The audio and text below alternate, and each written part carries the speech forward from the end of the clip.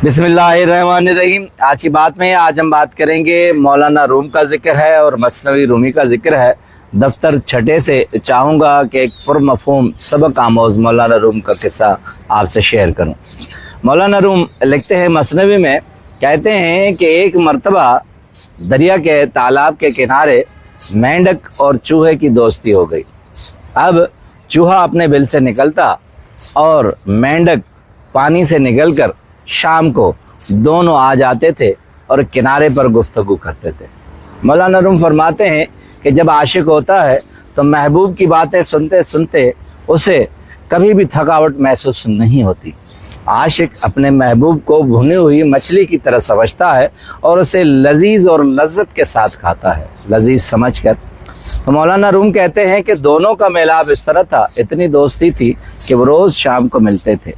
अब जब गुफ्तगू करके मुलाकात करके दोनों अलग हो जाते तो जाहिर है कि चूहा खाकी जानवर है, खाक का जानवर है, वो अपने बल में चला जाता और वो आबी जानवर है, मेंढक पानी में चला जाता। दूसरे तीसरे दिन ये हुआ कि चूहे को ये सूझा कि कहा, भाई मेंढक, मैं तुमसे मिलने आता हूँ, मगर कभी कभी ये होता है कि दिन में या किसी और औकात में मेरा दिल चाहे कि मैं तुमसे मिलूं, तो मैं तुम्हें किस तरह आवाज़ दूं, किस तरह बताऊं कि तुम आओ।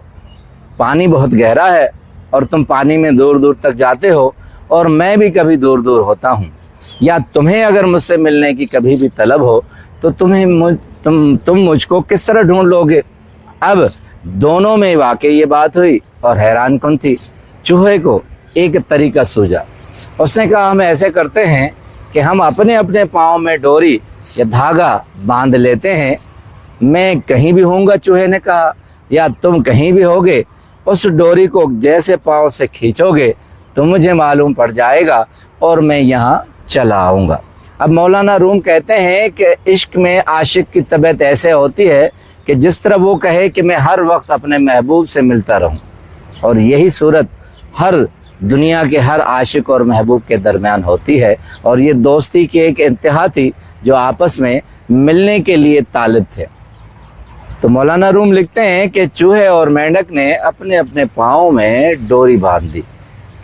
अब जब उनको तलब होती तो मेंढक रस्सी खींचता, डोरी खींचता, तो चूहा दौड़ा चला आता।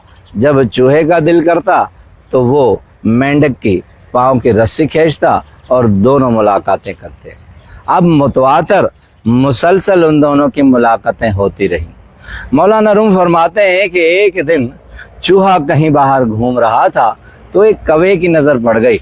अब कौवे ने झपट से उस चूहे को ऊपर उठाया और अपने शिकार को ऊपर तक ले गया। अब जाहिरी बात है, जब वो ऊपर ले जाएगा तो मेंढक के पाँव में जो रस्सी या धागा था वो भी आहिस्ता आहिस्ता खींचने लगा, और जिस तरह ऊपर कौवा ले गया चूहे को, तो मेंढक भी उसके साथ ऊपर तक तड़पता हुआ आ गया। अब मौलाना रूम फरमाते हैं कि लोग जैसे जैसे देखते हैरान रह जाते कि चलो चूहा तो कौवे का शिकार था, मगर मेंढक तो पानी के अंदर था, महफूज था, वो किस तरह कौवे का शिकार हो गया और वो खिंचता हुआ चला गया और अपने अंजाम को पहुंच गया। अब मौलाना रूम बहुत पुरमफ़हूम सबक हमें बताते हैं। कहते हैं कि चूहा खाकी जानवर, मेंढक आबी जानवर, दोनों की दोस्ती बनती नहीं थी। हमेशा कहते हैं कि हम जिन्स से दोस्ती रखें, ना जिन्स से दोस्ती न रखें। हमेशा अपने बराबर के आदमी से अपने माहौल और मुताबिकत और हम आहंगी और जहनियत के हिसाब से जोड़ रखें, दोस्ती रखें, ताल्लुक़ रखें। अगर आप कभी भी बेजोड़ दोस्ती करेंगे, माहौल और हालात के मुताबिक नहीं करेंगे, तो आप इसी तरह जब चूहा शिकार होगा तो उसी तरह आप भी उसके शिकार हो जाएंगे। कभी भी ये दोस्ती नहीं चलती कि आदमी किसी अलग दुनिया का हो, वो किसी अलग ख्यालात का मालिक हो, तो वो कभी भी आपस में नहीं मिलते। एक ना एक दिन कौवा आता है और वो आपको शिकार कर जाता है और आपका नुकसान हो जाता है। आपका बहुत बहुत शुक्रिया।